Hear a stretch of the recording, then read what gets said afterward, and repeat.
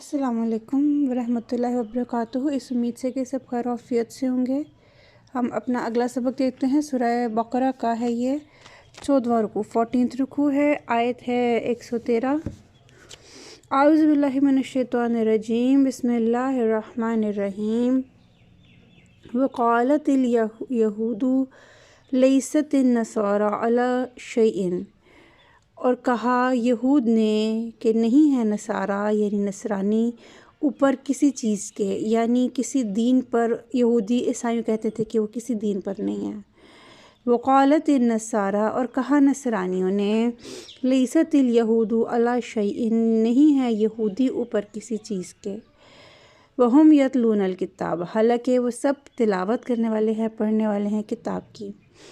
کذالک، اسی طرح، قال الذین لا یعلمون، کہا ان لوگوں نے جو نہیں علم رکھتے،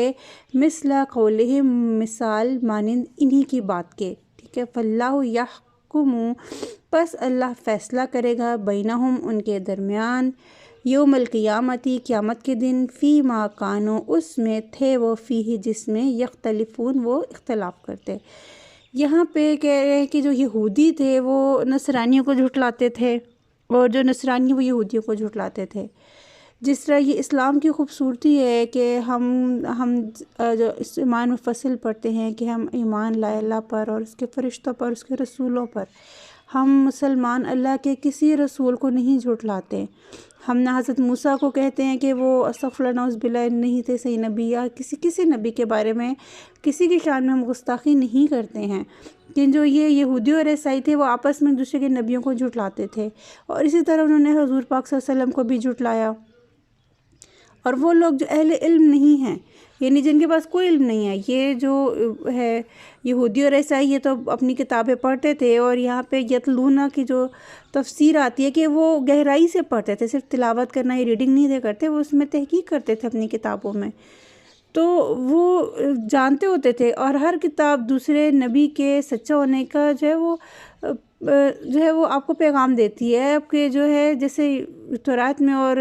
انجیل میں آپ صلی اللہ علیہ وسلم کی تمام نشانیاں موجود تھیں، اس طرح تمام کتابوں کے جو بنیادی احکامات ہیں وہ ایک ہی ہیں کہ کسی نبی، جو تمام جو نبی ہیں وہ اللہ کی طرف سے ہوتے ہیں۔ لیکن یہ لوگ کیا کرتے تھے، ایک دوسرے کے نبیوں کو جھٹلاتے تھے، اور وہ لوگ جو جاہل تھے، جن کے پاس کوئی علم نہیں تھا، وہ بھی ایسی ہی باتیں کرتے ہیں کہ دوسروں کے نبیوں کو جھٹلاتے ہیں۔ تو اللہ تعالیٰ فیصلہ کرے گا ان کے درمیان قیامت کے دن، ان کے جو یہ اختلافات ہیں ان کے معاملے میں اللہ تعالیٰ قیامت کے روز فیصلہ فرمائیں گے۔ ومن اظلم، اور کون بڑا ظالم ہے، ممن منع، جو کوئی منع کرے، مساجد اللہ، اللہ کی مسجدوں سے، ان یذکر فیہا، یہ کہ ذکر کیا جائے اس میں، فیہا اسمہ، اس کے نام کا، یعنی اللہ کے نام کا، وسعی، اور وہ کوشش کرے، فی، اس میں، خرابیہ، اس میں ان کی خرابی کی۔ اولئک ما کان، یہی وہ لوگ ہیں جو نہیں ہے، لہم ان کے لیے، ان یدخلوہا، یہ کہ وہ داخل ہوں اس میں، یعنی مساجد میں، الا خائفین، مگر ڈرتے ہوئے۔ لہم فی الدنیا، ان کے لیے دنیا میں، خزی، رسوائی ہے، ولہم فی الآخرۃ، اور ان کے لیے آخرت میں، عذاب عظیم، عذاب ہے بہت بڑا۔ یہاں پہ ذکر ہو رہا ہے ان لوگوں کا، نان مسلمز کا، غیر مسلمز کا، یا مشرکین عرب تھے، یا وہ یہودی تھے جو کہ مسلمانوں کو مسجدیں جو تباہ کرتے تھے، اور جو تھے مسلمانوں کو عبادت سے روکتے تھے۔ اور یہ اس وقت نہیں، آج بھی ہو رہا ہے، کیونکہ قرآن تو تا قیامت کے لیے ہے اور سب لوگ کے لیے ہے۔ اور جو ہے آج بھی اب دیکھیں مسجد اقصیٰ میں کس طرح جو ہے وہ مسلمانوں کو عبادت کرنے سے روکتے ہیں، اور جو ہے انڈیا میں اب دیکھ لیں کس طرح مسلمانوں کی عبادت گاہوں کو خراب کیا جاتا ہے، مساجد کو، اور ان کو عبادت سے روکا جاتا ہے۔ اور اگر ہم اپنی مسلمانوں کی بات کریں، اپنی گروہ کی بات کریں، تو یہاں پہ دیکھیں، یہاں پہ کتنی ڈیٹیل آیت ہے کہ اللہ تعالیٰ نے فرمایا کہ کون ہے جو بڑا، اس سے بڑا ظالم، جو روکے اللہ کی مسجدوں میں جانے سے، کہ اللہ کی مسجدوں میں ذکر ہو اللہ کے نام کا۔ یہاں پہ صرف صلاۃ کا، نماز کا نہیں ذکر آیا ہے کہ صرف نماز کے لیے مسجد میں آپ جا سکتے ہو، نہیں، وہاں پہ اللہ کے ذکر کے لیے اکٹھے ہونا، ٹھیک ہے۔ یہ جو ہمارے مساجد میں اللہ کے ذکر کی محفلیں ہوتی ہیں، ان میں تاریخ کا یا اس کو جو ہے وہ جیسے ہوتی ہے 15 شعبان کی رات ہوتی ہے، یا جو ہوتی ہے یہ تراویح ہوتی ہے، ٹھیک ہے، اور اس کے علاوہ کئی جو ہے اکثر لوگ مہینے کے مہینے یا ہفتے کے ہفتے جمعے کے جمعے لوگ مساجد میں جو ہے اللہ کے ذکر کی محفل لگاتے ہیں۔ اس کو یہ کہنا کہ یہ بدعت ہے اور ضلالت ہے اور دین کا حصہ نہیں ہے، یہ ظلم ہے، یہ نہ کہیں۔ اللہ کے ذکر کے لیے اللہ نے مسجدوں کو اپنے ذکر کے لیے کھولا ہے، ٹھیک ہے، اللہ نے کہا وہاں پہ اللہ کا ذکر ہو، اس سے نہ کوئی روکے، صرف نماز نہیں، اللہ کا ذکر۔ تو ان اللہ کے ذکر کی محفلوں کے لیے جو بھی کوئی غلط لفظ استعمال کرتا ہے یا ان کو روکتا ہے، ان کے لیے بدعت اور ضلالت جیسے برے لفظ چھوڑنا استعمال کرنا جو ہے وہ گناہ ہے، ٹھیک ہے نا، یہ ممانعت ہے، یہ آپ ان ظالموں میں شامل ہو جاتے ہو، ٹھیک ہے۔ اور اس کے علاوہ جو یہاں پہ ہے کہ جو ہے یہی وہ لوگ ہیں کہ نہیں ہے ان کے لیے کہ وہ داخل ہو مگر ڈرتے ہوئے، یہ ان لوگ کے لیے ہے جو مشرکین ہیں، جو نان مسلمز ہیں، کہ وہ اگر مسجدوں میں داخل ہوں تو وہ ڈرتے ہوئے داخل ہوں کہ اگر وہاں پہ کوئی خرابی پیدا کریں گے تو ان کو سزا دی جائے گی۔ اور بے شک فتح مکہ کے بعد ایسے ہی ہوا کہ کہ پہلے تو وہ خانہ کعبہ داخل ہوتے تھے مشرکین، لیکن پھر وہ جو تھے وہ وہاں ڈرتے ہوئے احتیاطاً داخل ہوتے تھے کہ وہاں جا کے وہ خرابی نہیں دے کرتے، ٹھیک ہے، کیونکہ مسلمانوں کی حکومت تھی۔ اور ایسے لوگوں کے لیے دنیا اور آخرت دونوں میں عذاب ہے جو یہ روکتے ہیں مسلمانوں کو عبادت گاہوں میں بیٹھنے سے۔ وَلِلَّهِ الْمَشْرِقُ، اور اللہ ہی کے لیے ہے مشرق، والمغرب، اور مغرب، فَأَيْنَمَا، پس جس طرف تولو تم منہ پھیرو،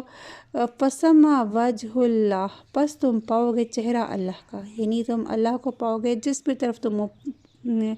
منہ کر کے نماز پڑھو۔ یہاں پہ جب یہودیوں نے اعتراض کیا تھا کہ مسلمانوں نے قبلہ کیوں بدل لیا ہے، پہلے تو ان کا قبلہ وہ تھا، تو اللہ تعالیٰ نے یہ آیت نازل کی تھی کہ جس بھی طرف آپ چہرہ کرو گے، اب جس طرف منہ پڑھ کے نماز پڑھو گے، آپ کو اللہ تو ہر طرف موجود ہے۔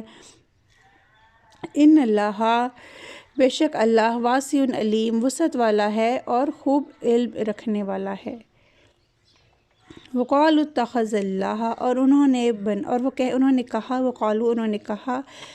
اتخذ اللہ، بنا لیا اللہ نے، والدن، کوئی اولاد، استغفر اللہ، سبحانہ، وہ پاک ہے، ٹھیک ہے، وہ اللہ تعالیٰ اولاد سے پاک ہے، اللہ کی کوئی اولاد نہیں ہے۔ بل لہو، بلکہ اسی کے لیے ہے، یعنی اللہ کے لیے ہے، ما فی السماوات والارض، جو کچھ آسمانوں میں ہے اور زمین میں ہے، کل لہو، اور سب اسی کے لیے، قانتون، فرما بردار ہیں، یعنی جو کچھ آسمان میں چرند پرند پتھر ہیں جو ہے سب اللہ ہی کے لیے فرما بردار ہیں۔ فرشتے ہیں، جتنی مخلوقات ہیں سوائے میرے خیال انسانوں میں سے، انسانوں میں بھی جو ہے وہ جو سمجھتے ہیں، جو ایمان والے، وہ بے شک اللہ کے لیے فرما بردار ہیں، ہونا چاہیے۔ اللہ تعالیٰ ہم سب انسانوں کو جو ہے اپنے لیے فرما بردار بنائے، ہم سب کو ہدایت دے۔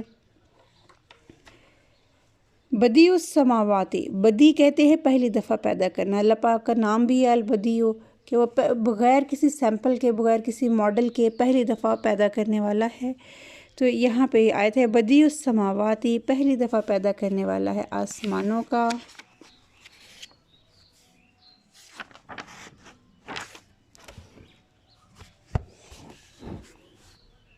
والارض، اور زمین کا،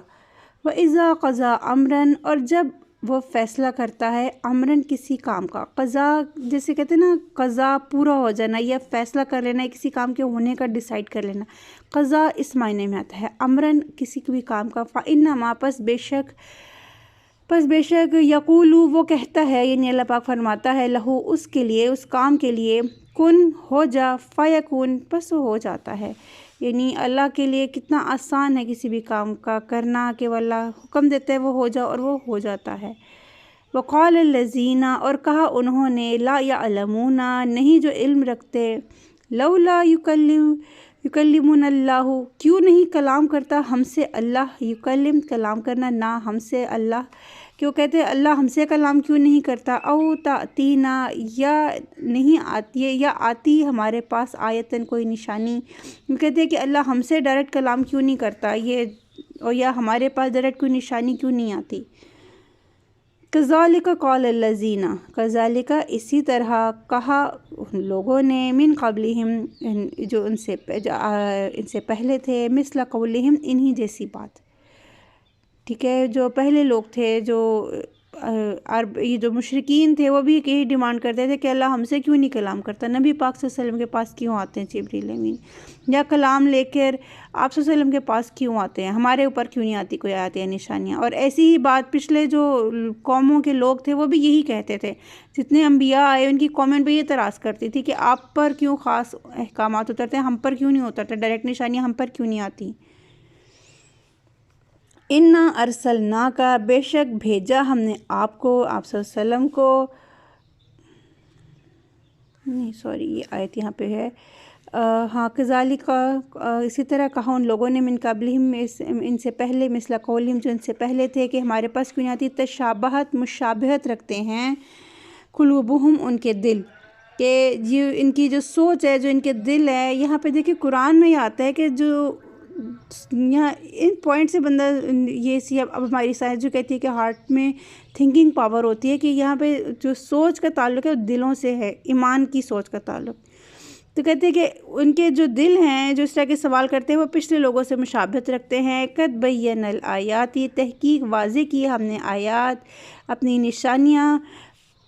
لقوم یوقنون، اس قوم کے لیے، ان لوگوں کے لیے جو یقین رکھتے ہیں، یعنی قرآن پاک وہی بات ہے کہ ان لوگ کے لیے ہدایت ہے جو اللہ پر یقین رکھتے ہیں۔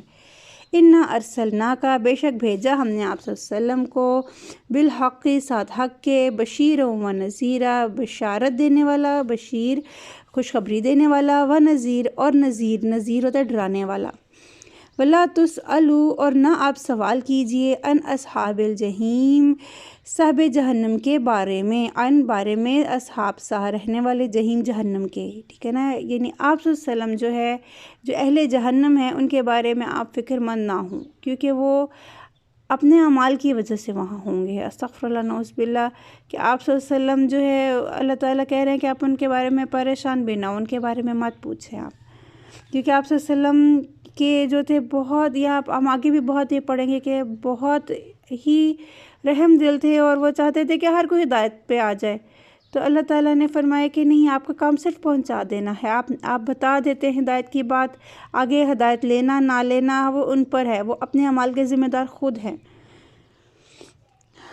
وَلَن تَرْضَىٰ عَنْكَ الْيَهُودُ، اور ہرگز نہیں راضی ہوں گے ان کا آپ سے، الیہود یہودی،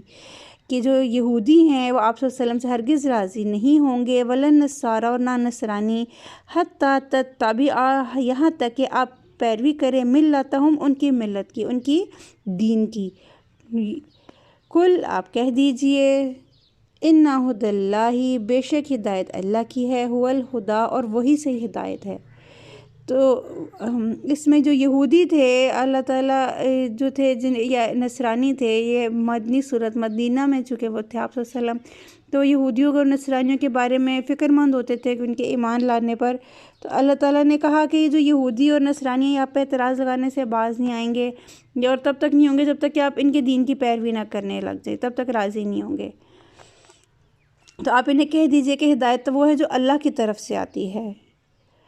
وَلَئِنِ اتَّبَعْتَ، اور اگر آپ پیروی کریں، أَهْوَاءَهُمْ، ان کی خواہشات کی، بعد الذی، بعد اس کے جو